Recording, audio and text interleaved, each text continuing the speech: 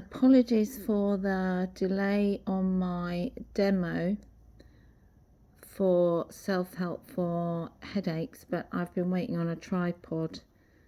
What I want to do is make sure you get a really good guided video to show you what you can do using your hands or using your feet. So that is coming. So I thought in the meantime I would just have a little talk with you about what happens when we get tense. And I thought this is a good way to show that we have this amazing muscular system in our body, but when we're tense, when we're stressed, when we're under pressure, when we're putting too much pressure on ourselves, what do? We tend to clench our fists. I mean, you can think about it now. Where are you feeling the tension now? You might be clenching your jaw. I bet if you really thought about it, you could probably lower your shoulders at least an inch lower now. And you may not be sitting upright, you may be jutting forward, perhaps you're on the computer. And of course, we pay so little attention to this. So what happens when you come to my therapy room is we go through where the pain is, and then we will do a treatment to alleviate that pain. But also there would be a conversation about the stress. What are the stress factors in your life?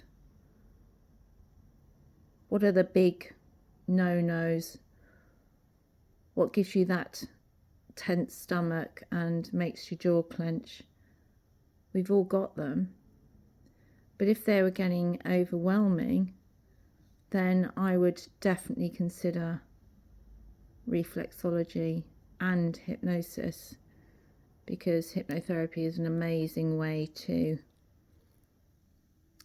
allow you to just go a bit deeper into your own inner awareness, and I'll work with you to alleviate that stress. It's a lovely experience.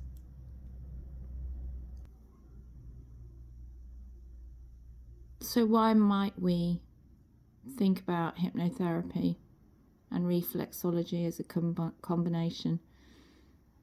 I'm actually putting lots of resources up on my website now, articles of recent clinical trials and looking at the benefits of reflexology and hypnotherapy for various conditions like pain management, PMS and anxiety, among many other things.